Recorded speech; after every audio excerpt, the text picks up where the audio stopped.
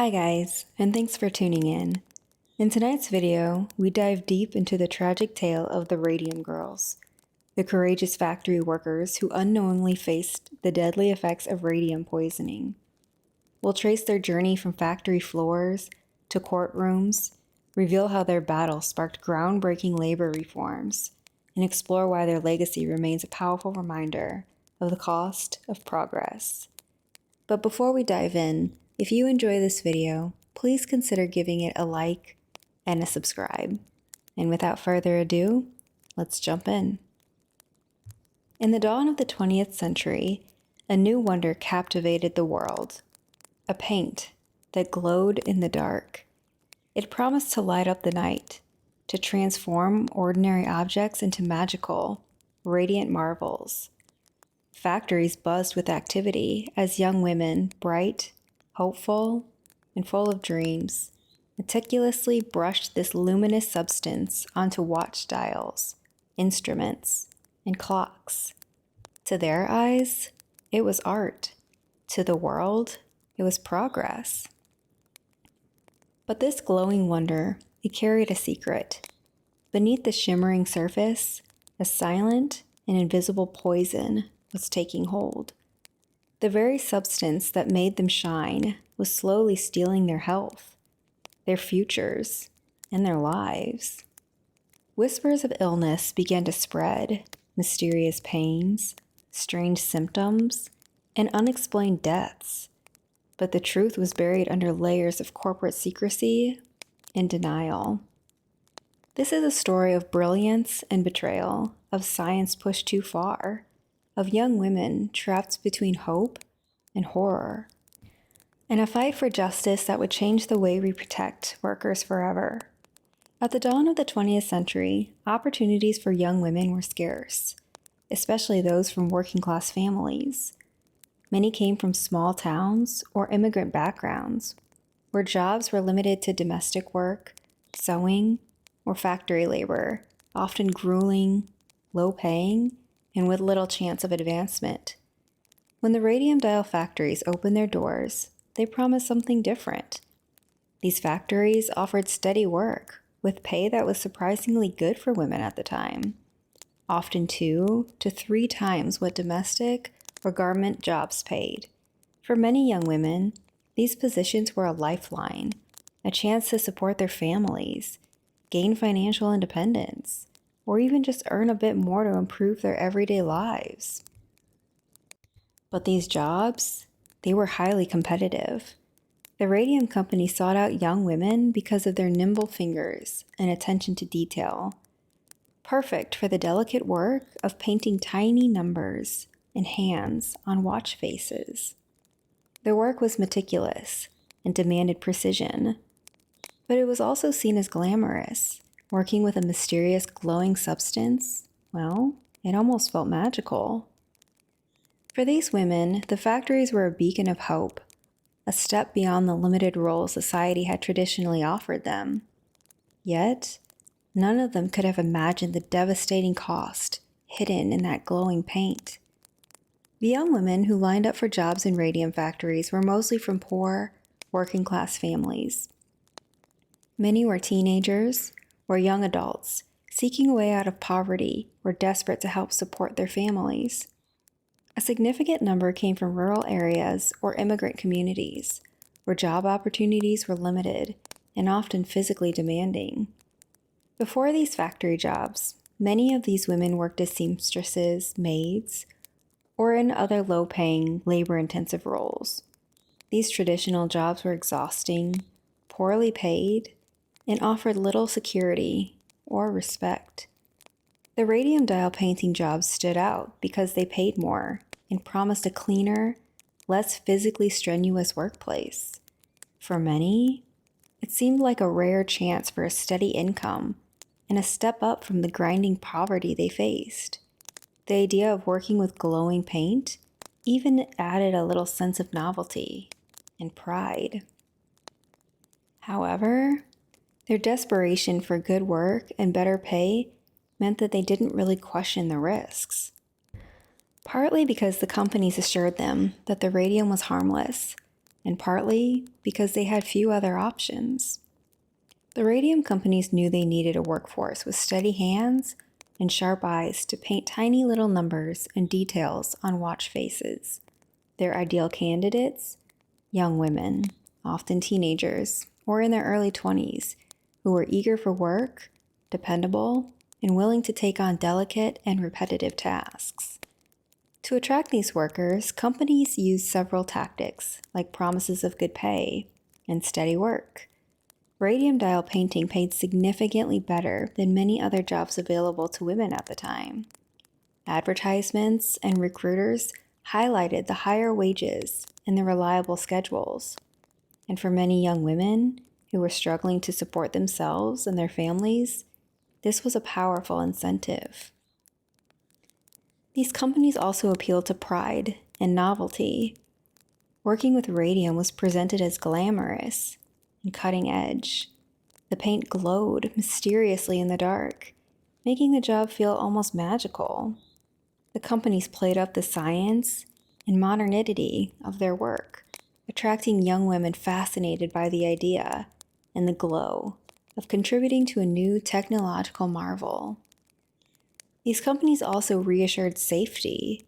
Perhaps most crucially, companies assured these workers and their families that radium was safe. Early on, little was known about radium's dangers, and the company officials often downplayed or outright denied any health risks. They even encouraged the girls to point their brushes with their lips to achieve precision, reinforcing the false idea that the paint was harmless. These new companies, they also targeted vulnerable communities. Recruiters often went directly to working-class neighborhoods, immigrant communities, and rural towns where jobs were scarce. They knew these women were desperate for better opportunities, and they would be eager to take a stable and well-paying job. And because these jobs were such in demand, companies could be selective. They often sought the youngest, most dexterous workers, which also made the position seem prestigious and desirable, further drawing in applicants. In the end, the combination of good pay, promises of safety, and the alluring of working with a glowing substance convinced many young women to join the factories, never imagining the deadly consequences that lurked behind the shine. Congratulations, you've officially received a job at a radium company. Your days would begin early, often before the sun has fully risen. The young women would walk or take the trolley to the factory, lunch pails in hand, their work dresses clean and pressed. Some wore hair ribbons, others had their curls set. They weren't just going to work. They were stepping into a place that carried a certain prestige. The factory itself was warm and bustling, filled with the soft hum of voices, the scrape of chairs, and the faint tick of clocks being tested in the background. The air was tinged with a metallic, slightly sweet odor, the smell of radium mixed with varnish. In the dimmer corners, there was an otherworldly glow, even in daylight. The painted dials on drying racks shimmered faintly, like fireflies trapped in glass. Each girl sat at a long wooden table, lit by bright lamps to illuminate the tiny numbers they were painting. Beside each of them was a small glass vial of radium-based paint, a fine camel hair brush, and a dish of water. The job required precision. The numbers on a watch face were barely bigger than a grain of rice. To keep their brush tips fine, the girls followed the lip-pointing technique taught to them by their supervisors. Dip the brush in the paint, bring it to the lips to twirl it into a sharp point, and then paint a number, then back to the lips again. The rhythm was constant. Dip, point, paint. Dip, point, paint. Some girls did this hundreds of times a day, swallowing invisible specks of radium each time. The glow clung to them in ways they thought were beautiful. By lunchtime, faint specks of paint dust dotted their fingertips, their aprons, and their cheeks. When they laughed, you could see the sparkle on their teeth. Some women would even paint their nails or teeth for fun, or dust a bit of radium powder into their hair so that it would twinkle on their walk home. In the darker winter months, they joked about being able to find one another in the street after dark, just by the glow. The work itself was repetitive, but the atmosphere could be cheerful. The women chatted, sang, and shared gossip as they painted. Friendships were forged over those tables, and for many, it was the first job where they worked surrounded by women their own age. Supervisors would sometimes walk the aisles, checking for neatness and speed, but there was little pressure beyond meeting the day's quota, maybe 100 or more dials per shift. After quitting time, the women would pack up, often brushing stray radium dust from their skirts without a second thought. When they stepped out into the evening, some still glowed faintly, their skin, hair, and even breath carrying traces of the luminous dust home with them. They were, in a way, living advertisements for the company's miracle product. None of them knew that the magic on their skin was already seeping into their bones. At first, the changes were so small they were easy to dismiss.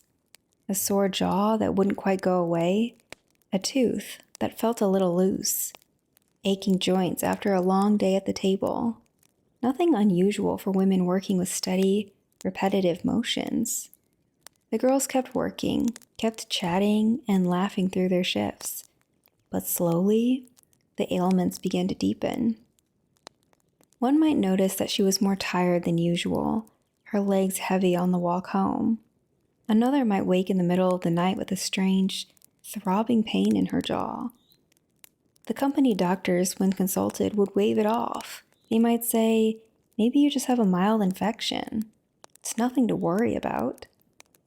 Then came the strange infections, a small sore inside the mouth that refused to heal, swollen gums, teeth that seemed to loosen all on their own. For some, the pain became unbearable, as if the very bones of the jaw were rotting from within. The oddest part was the way the illnesses seemed to cluster. In the factory, whispers would pass between workbenches. "Did you hear about Mary? She's been out sick for weeks." Or, "Catherine's face was swollen. They say that she's seeing another dentist." The laughter that once filled the room started to quiet. Outside the factory, their friends and families began to notice that the girls still glowed faintly at night, even as they grew thinner, paler, and more fragile. The glow, once a novelty, began to feel a bit, unsettling. By the time some of them realized that something was deeply wrong, the damage was already too far advanced. Radium, drawn by the body's hunger for calcium, had lodged itself deep in their bones, eating away from the inside. It was silently fracturing jaws, weakening spines, and eroding hip bones until they shattered under the woman's own weight. The girls didn't yet know that they were poisoned. They didn't yet realize the terrible truth, that the luminous beauty they carried home each night, it wasn't a gift, it was a death sentence. The owners and the executives of the radium dial companies did know that radium could be dangerous, at least by the early 1920s. Scientific reports both in the US and Europe had already documented radium's harmful effects on the human body. Researchers had also observed that exposure could cause burns, anemia, and bone damage. But radium was also seen as a miracle element, used in everything from health tonics to beauty creams. And guys, it was incredibly profitable.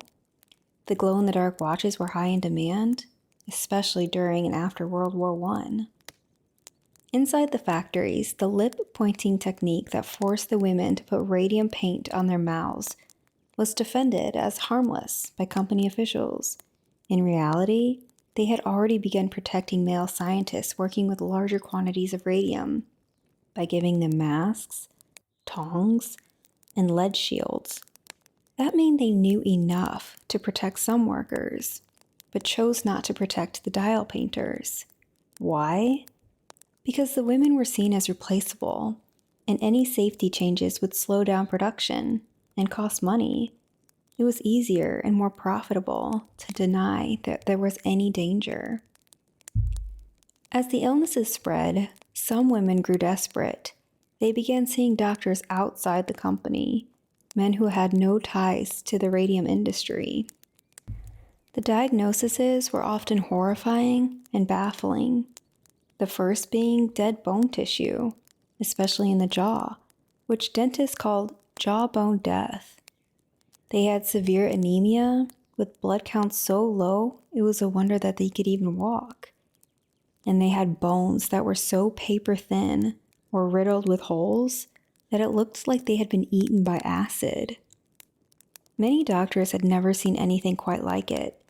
They suspected some form of industrial poisoning, but radium was still considered so new and modern that it wasn't always the first culprit that they thought of.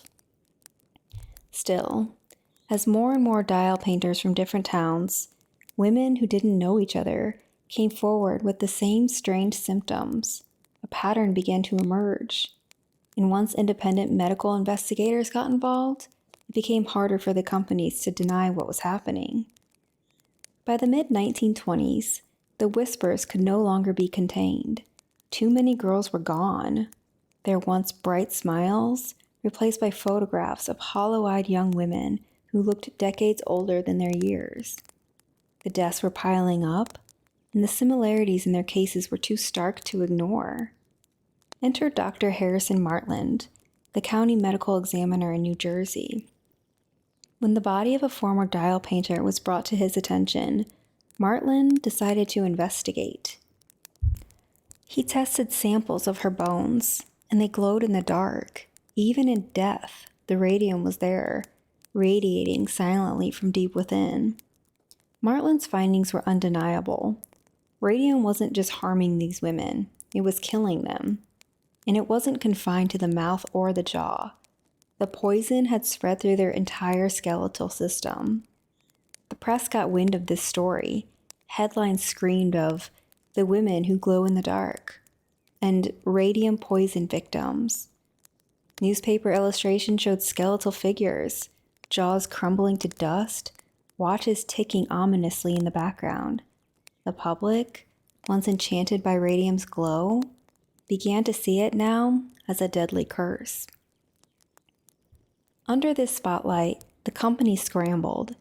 They issued statements downplaying the dangers, hiring experts willing to contradict Martland's research, and questioning the credibility of the sick women.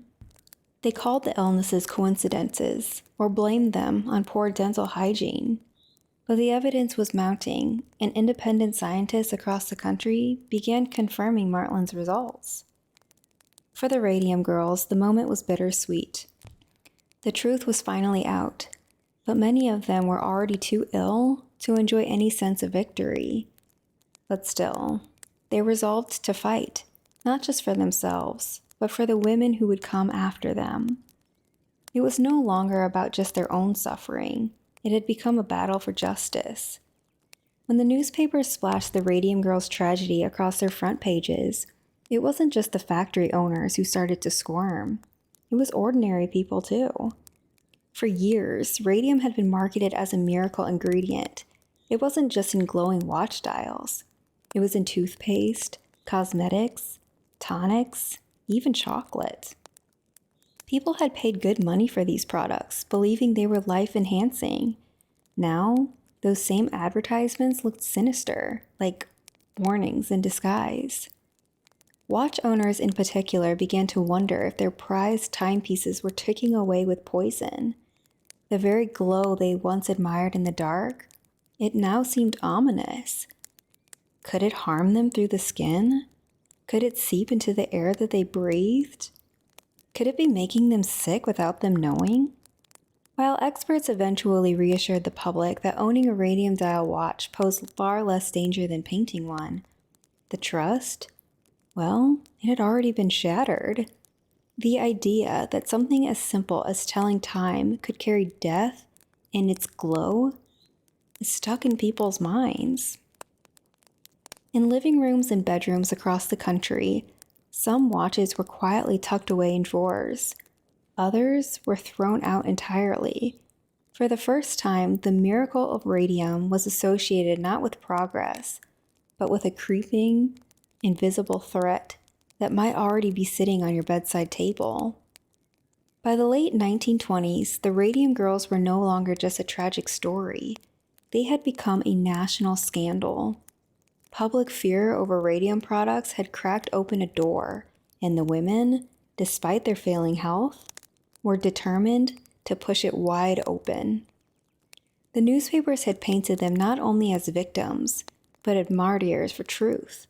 Photos of frail, skeletal women, some carried into courtrooms on stretchers, stirred both sympathy and outrage. Editorials called for justice, not just for these dying women, but for all workers being sacrificed on the altar of profit. But these companies, they tried every tactic to silence them. Delays to push hearings back, hoping the women would die before the trial began, smear campaigns questioning their morals, work habits, and even suggesting their illnesses were unrelated to radium.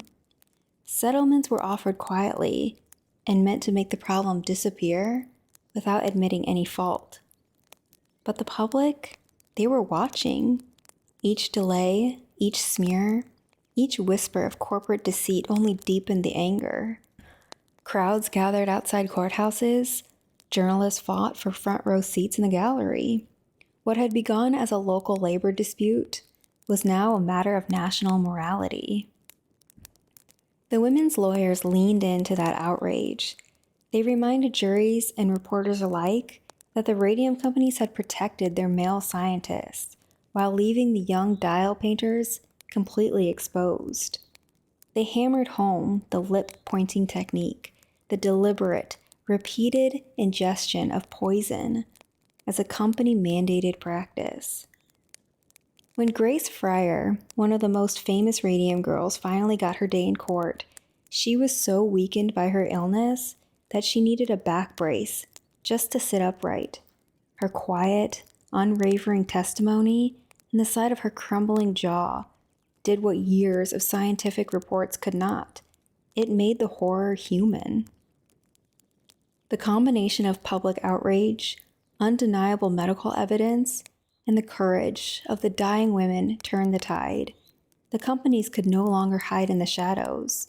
The courtroom had become a stage, and the nation was riveted. The legal battle dragged on for months, each day taking a greater toll on the women's already fragile health. But they refused to give in. And finally, the companies began to bend under the weight of the public outrage, damning evidence, and the undeniable image of young women wasting away from the industry's greed. In 1928, the Radium Girls won a groundbreaking settlement, $10,000 for each woman, a significant sum at the time, plus $600 annually for the rest of their lives, along with all medical expenses paid. For most, the rest of their lives would be heartbreakingly short. Many wouldn't even live to see another Christmas. But the victory was more than just money. It was a legal acknowledgement that the companies were responsible, that workers had a right to be protected from harm, even if that harm was invisible. The case forced industries across the country to re-examine their safety standards, and it helped lay the groundwork for stronger labor laws and occupational safety regulations. The story of the Radium Girls spread far beyond the courtroom. Their courage inspired other workers to speak out against unsafe conditions, and their suffering prompted scientific research that would ultimately shape how radioactive substances were handled. And yet, the victory was bittersweet. Many of the women who had fought so fiercely did not live to see the long-term changes their case inspired, but their fight meant that future generations would have protections they themselves had been denied. In the end, their glow, once a symbol of beauty and progress, became a haunting reminder of the price of ignoring truth for for profit. The Radium girls were gone, but their light still burned, not in the darkness of watch dials, but in the laws that protected workers for decades to come. Decades after the court cases ended, long after the last factory had closed its doors, the legacy of the Radium girls refused to fade. In quiet graveyards across New Jersey and Illinois, their headstones still stand, some weathered, some nearly hidden by grass. But beneath the soil, their bones still carry the glow. Scientists who tested the remains in later years found that the radium they ingested was still there, locked inside their skeletons, emitting faint but measurable radiation. The poison that killed them had become part of them forever. Even the watches they painted have their own strange afterlife. Collectors who own surviving radium dials find that under the right conditions, they still glow, a ghostly reminder of the hands that painted them. Those tiny, perfect brushstrokes, once a mark of skill and beauty, now feel like signatures left by the dead. For the women themselves, time ran out far too soon, but for their story, the clock never stopped ticking. Their courage, their suffering, and their fight for justice still illuminate history. A glow not of radium, but of truth, warning, and the unshakable power of speaking out, no matter the cost. The Radium Girls' story reminds us that work in the early 20th century, it could be strange, dangerous, and even deadly. But not every unusual job of the era was a death sentence. Some were simply odd, quirky, or relics of a time before modern conveniences took over. The 1920s were full of professions that seem almost unbelievable today, yet were essential in their moment. Let's start with one of the more peculiar and surprisingly important jobs of the time, the knocker-upper. Long before smartphones and affordable alarm clocks, people still had to get up early. Factory workers for their shifts, shopkeepers for opening, and even milkmen for dawn deliveries. But in the 1920s, not everyone had a reliable way to wake up on time. That's where the knocker-upper came in. A knocker-upper was a professional human alarm clock. Their sole job was to travel from house to house, waking clients at their requested hour.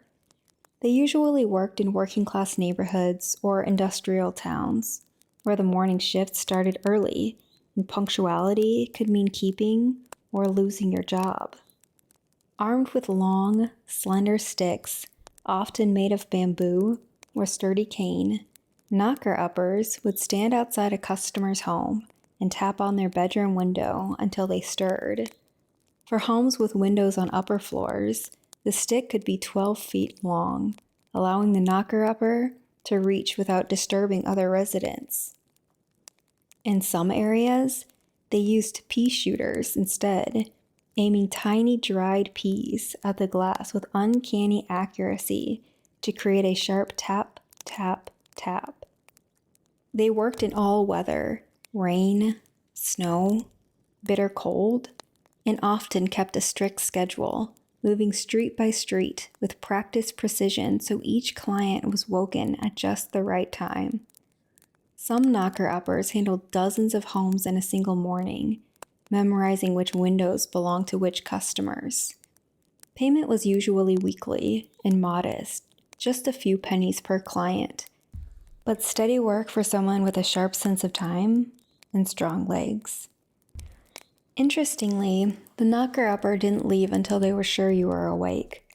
That might mean standing there for several minutes, continuing the tapping until you waved from the window or shouted down that you were up.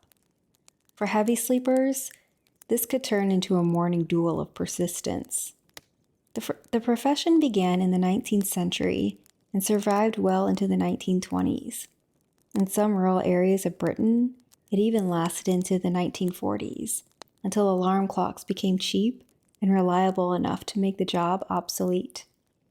It's hard to imagine today, but for decades, the knocker-upper was a trusted figure in many communities. the person who made sure you didn't sleep through the start of your livelihood.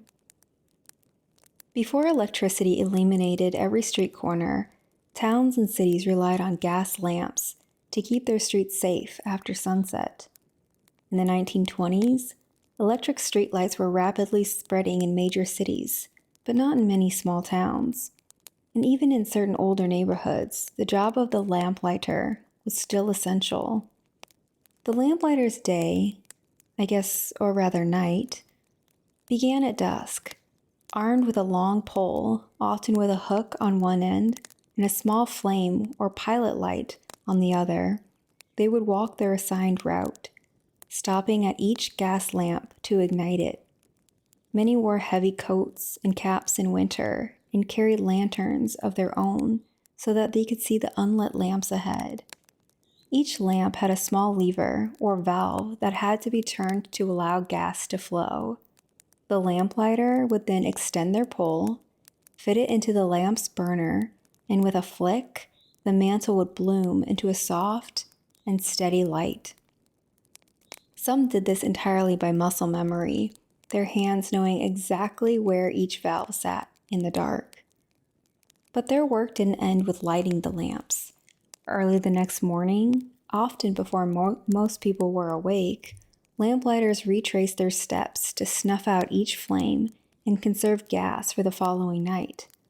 In some towns, the same person was responsible for both lighting and extinguishing, meaning they worked 2 shifts a day, 7 days a week. The job required more than just punctuality. Lamplighters also had to maintain the lights. That meant cleaning soot from the glass, replacing mantles, and repairing valves or pipes when the gas flow was weak. A neglected lamp could leave an entire stretch of street in darkness, inviting accidents or crime. So their work was taken very seriously. In bad weather, the job was grueling. Heavy snow, wind, and pouring rain made it harder to keep the lamps lit, and the lighters often had to fight the elements with nothing more than a waterproof cape and sheer persistence. Still, many communities came to know their lamplighters by name. They were a familiar evening sight, a quiet guardian ensuring the streets stayed bright and safe. By the end of the 1920s, electric street lighting was rapidly making lamplighters obsolete. In big cities, the job had mostly vanished, but in smaller towns and rural areas, lamplighters kept at it for another decade or more. Today, the profession survives only in historical reenactments and the rare city that preserves its old gas lamps for nostalgia's sake. In the 1920s, elevators were not the self-service metal boxes we know today. They were complicated machines that needed a human pilot. And thus, the elevator operator was born, part chauffeur, part tour guide, part button pusher extraordinaire. Picture this. You walk into a fancy department store or office building. There's no press the button and hope. Here, instead, a sharply dressed man or woman greets you with a smile, holds open the ornate metal gate, and asks, "Which floor, please?" They didn't just push a button, they drove the elevator, controlling its speed and stopping it precisely level with the floor. It wasn't as easy as it looked. These early elevators had big levers or cranks instead of simple buttons. A skilled operator could bring the lift to a smooth stop, exactly at floor level. An unskilled one could leave you climbing out like you're getting off a horse. Elevator operators often doubled as building ambassadors. In upscale hotels, they might give you a rundown of amenities between floors. In department stores, they'd announce, "Second floor, ladies' apparel and gloves. Third floor, homewares and gentlemen hats." They were like the original GPS voice, but far better dressed. The job also came with its share of quirks. Operators got to know the building's regulars, who tipped well, who was chatty, and who smelled suspiciously of gin before noon. In some places, they became part of the building's social fabric, keeping up on gossip and passing it between floors faster than any telephone operator could. And of course, there was one unspoken rule. An elevator operator's poker face had to be impeccable. No matter how strange the cargo, from pianos to crates of live chickens, you kept your cool, you pulled the lever, and you delivered it to the right floor. By the late 20th century, push-button elevators made the job mostly obsolete, but in the 1920s, riding an elevator was still a small event, and the operator was your personal guide to the world of up. In the days before refrigerators, keeping food cold wasn't as simple as flipping a switch. If you wanted ice in the summer, someone had to get it for you in the winter, and that's where the ice cutters came in. Ice cutting was part farming, part construction work, and part, why would anyone want to do this willingly? In the dead of winter, teams of men would head out to frozen lakes or rivers armed with saws, chisels, and enormous ice tongs. Their mission? Carve giant blocks of ice straight from nature and haul them away before they melted, or before their workers themselves froze solid. Step 1 was clearing the snow from the ice, creating a flat surface. Then, using special saws, the cutters would score the ice into a perfect grid, each square measuring anywhere from 18 inches to 2 feet across. With practice strokes, they'd cut straight down until the blocks broke free, bobbing up in the freezing water like cubes in a very large and very dangerous cocktail. Next came the hauling. Workers used long poles to guide the slippery blocks toward ramps, where horses or conveyor belts pulled them onto sleds. From there, the ice was transported to massive insulated ice houses, buildings stuffed to the rafters with sawdust to slow the melt, until it was sold to customers or shipped to cities. Yes, that ice delivery man who brought ice to your kitchen in summer was literally delivering a piece of frozen lake. The work was brutally cold, exhausting, and surprisingly dangerous. Falling into the water was a constant risk, and the saws were sharp enough to slice through more than just the ice. But the pay was decent for seasonal labor, and for some men, it was a winter tradition. Of course, the job came with its quirks. Ice cutters would sometimes compete to see who could cut the cleanest block, or wager on how fast they could haul it to the ice house. And while you'd think they'd avoid eating the ice, given the smell of the lake water, many swore it tasted better than any city ice, possibly because they were too cold to taste anything at all. By the end of the 1920s, mechanical refrigeration was gaining ground, and ice cutting began to fade. But for a time, these men were the unsung heroes of every chilled lemonade and icebox cake, harvesting winter so summer could taste just a little bit cooler. While ice cutters worked in the biting cold, knee-deep in frozen lakes, another group of workers stayed warm indoors. But their job could be just as intense, but just in a completely different way. Instead of wrestling with giant blocks of ice, they wrangled something equally slippery: conversations. Enter the switchboard operators, the original human internet. In the 1920s, making a phone call wasn't as simple as dialing a number yourself. Instead, you picked up the receiver, and somewhere in a small, busy room, a switchboard operator's voice answered, "Number, please." These operators, mostly young women, sat in rows before towering panels filled with holes, plugs, and blinking lights. Each light represented someone trying to make a call.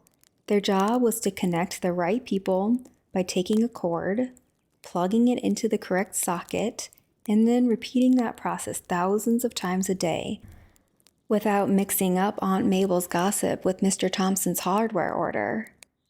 The work was fast-paced and required incredible multitasking skills.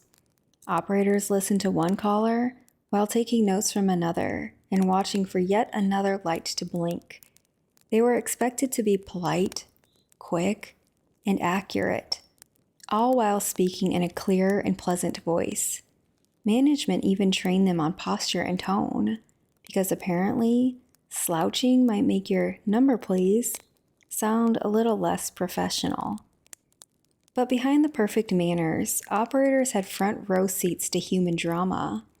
They overheard marriage proposals, business deals, whispered arguments, and the occasional scandalous conversation. Officially, they were sworn to keep calls private.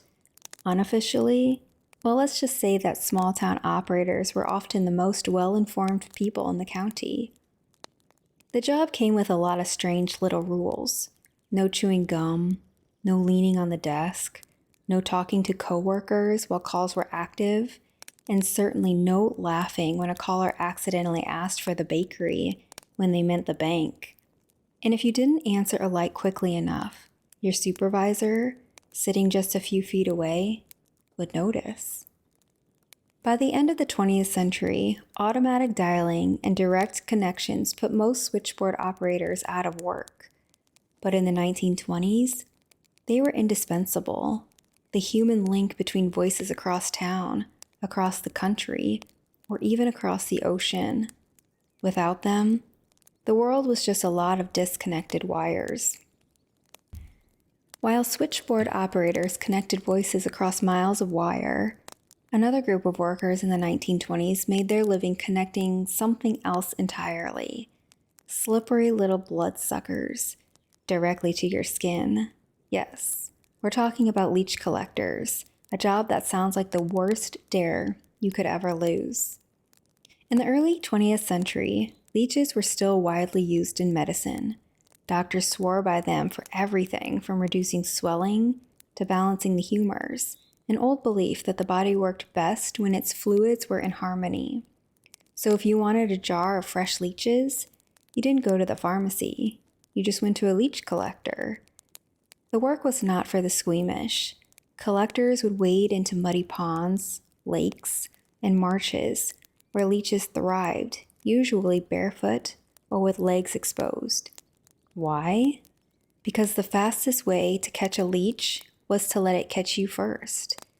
Within minutes, they'd have several little vampires happily attached, sucking away. Then, with practiced fingers, the collector would peel them off and drop them into a container of water. Leech collectors had to be tough.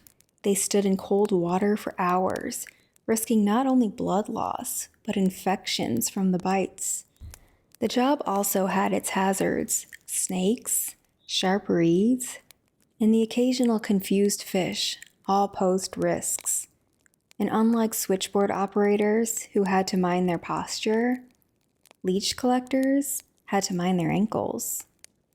Once collected, the leeches were sold to doctors, hospitals, and sometimes directly to households that kept them for emergencies. It was messy, it was slimy, and it wasn't exactly glamorous, but it paid, and in rural areas, it was steady seasonal work.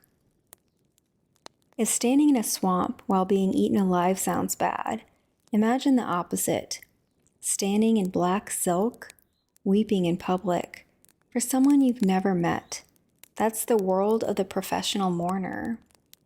While the tradition goes back thousands of years, professional mourning was still alive, if less common, in parts of the 1920s world. The job was simple in theory: attend funerals and cry as though you'd lost your dearest friend. In practice, it was part theater, part social ritual, and part paid emotional labor. Families hired mourners for several reasons. In some cultures, loud and visible grief was seen as a sign of respect for the dead. The more dramatic the mourning, the more important the person seemed in life. If a family feared a small turnout or didn't want to seem cold, they could quietly hire professionals to fill the pews and make sure the atmosphere was suitably sorrowful. Professional mourners had to dress the part: black clothing, veils, gloves, and sometimes accessories like handkerchiefs, often dampened beforehand for effect. They were expected to wail convincingly, dab at their eyes at key moments, and perhaps even throw themselves dramatically at the casket during the service. In some cases, they'd stay on for the post-funeral gathering, mingling solemnly and expressing condolences to guests. It was a job that required emotional stamina and a certain flair for drama. Crying on cue is harder than it looks, and doing it for hours while maintaining believable facial expressions was practically an art form. By the late 1920s, in much of the Western world, the practice had fallen out of fashion, though it lingered in certain communities.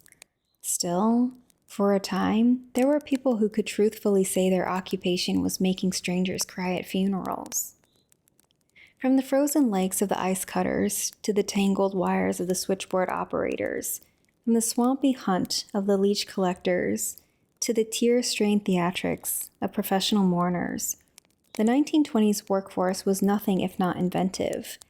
These jobs may seem strange, even absurd today, but in their time, they filled real needs, kept households running, and in some cases, put food on the table. They're a reminder that history isn't just written by kings and politicians. It's built by ordinary people doing extraordinary and sometimes downright bizarre things to earn a living. We've walked through the world where glowing paint spelled tragedy, where ice was carved from winter's grip, where voices were patched through by hand, and where even grief could be bought by the hour. These stories might seem distant now, but they reveal something timeless. That work, in all of its forms, reflects the hopes, fears, and ingenuity of the people who do it. Some jobs fade away, others evolve, and a few leave behind legacies as haunting as the Radium Girls' glow. But all of them remind us that history isn't about events, it's about the people who lived them. If you enjoyed this journey through the strange and unforgettable, don't forget to like, subscribe, and join me next time as we uncover more stories hiding in the shadows of the past. Until then, keep your eyes open. You never know what history might be hiding right in plain sight. And for those of you still awake, I'll keep the fire going a little bit longer, hoping that the crackling embers will put you to sleep. Until next time, guys. See you later.